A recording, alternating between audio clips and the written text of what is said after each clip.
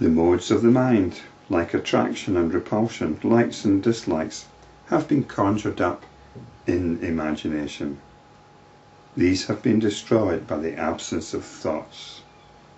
Well, it's not so much the absence of thoughts, it's the absence in the belief that there's any real conviction for likes and dislikes, attraction and repulsion.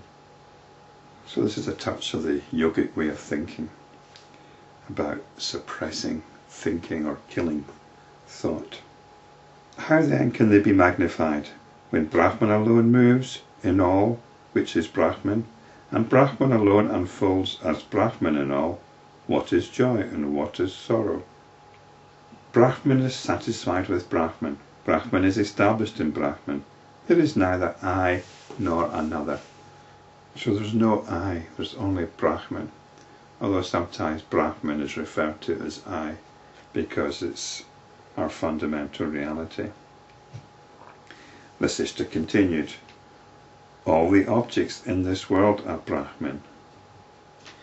Well, there aren't any objects, there are only notions of objects, and it's these notions which are Brahman. I am Brahman. This I has quote marks round it. So this means the notion of I is also Brahman. Such being the case, both passion and dispassion, craving and aversion, are but notions. Body is Brahman, death is Brahman too. When they come together as the real rope and the unreal imaginary snake come together, where is the cause for sorrow? In the light of Brahman, it becomes apparent that death is only a notion. Because if personal identity is only a notion, well, what's there to worry about when it passes away, when this notion passes away?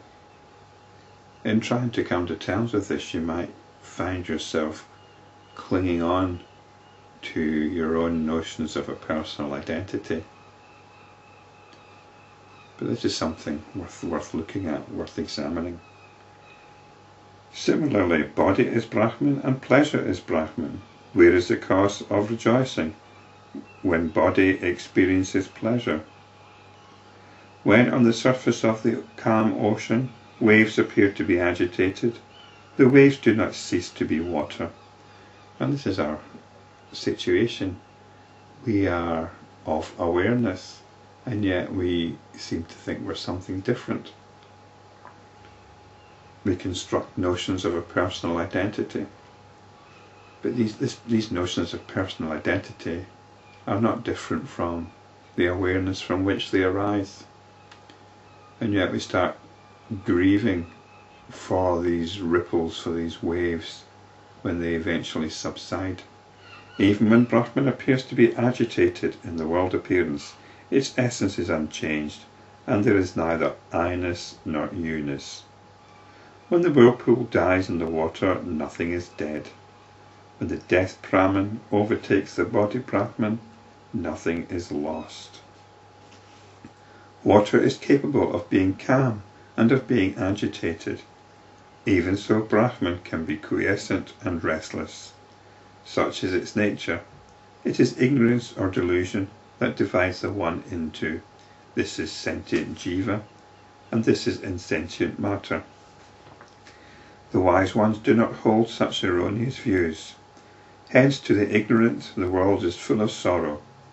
To the wise, the same world is full of bliss. Even as to the blind man the world is dark, and to one who has good eyesight, the world is full of light. When the one Brahman alone pervades all, there is no death, nor is there a living person. The ripples play on the surface of the ocean. They are neither born, nor do they die. Even so do the elements in this creation. This is, and this is not. Such deluded notions arise in the self. These notions are not really caused, nor do they have a motivation, even as a crystal reflects different coloured objects without a motivation.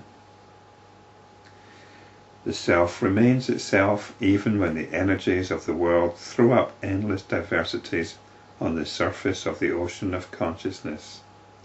There are no independent entities in this world known as body, etc.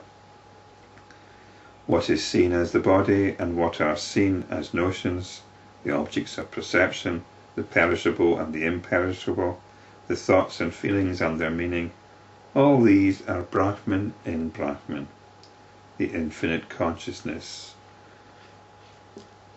It's like a vortex of notions. A whirlpool is only water. There is duality only in the eyes of the deluded and ignorant.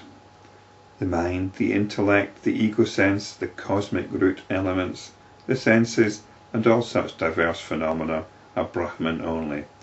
Pleasure and pain are illusions. They are words without substance. Well, if somebody said that to me, that pleasure and pain are illusions, the temptation would be to go and stick a pin into them and say, how's that for an illusion? But what's being addressed here are notions of pleasure and pain within our own psyche, the notions which we identify with and which are constantly occupying our attention. And as it's been said before, these are psychosomatic factors. So really it's the pursuit of notions of pleasure and the pursuit and the avoidance of notions of pain, and that will be psychological and emotional pain, which we're talking about here. So the pleasure and pain is usually hypothetical because they're identified with hopes, with cravings, with expectations. They're pleasure and pains which we imagine will be arising at some future point and which we're living our life in accordance with. So we could certainly be experiencing physical pain right now. That's not going to be an illusion, but that's not the sort of pain that's being referred to. It's the imaginary pains which keep us in a state of limitation and negativity. And in fact, if there's no physical pain right now, why are you not in a state of bliss? And the reason is because of this psychological pain that's going on, this emotional pain perhaps. So this is the kind of pain we're talking about. Even as a single sound produced amongst hills echoes and re-echoes into diversity, the one cosmic consciousness experiences multiplicity within itself, with the notions this is I and this is mind, etc. And also this is pleasurable, this is painful, this is to be pursued and this is to be avoided. This is the dynamic which keeps it all going. The one cosmic consciousness sees diversity within itself even as a dreamer dreams of diverse objects within himself. But then we've got the possibility of waking up.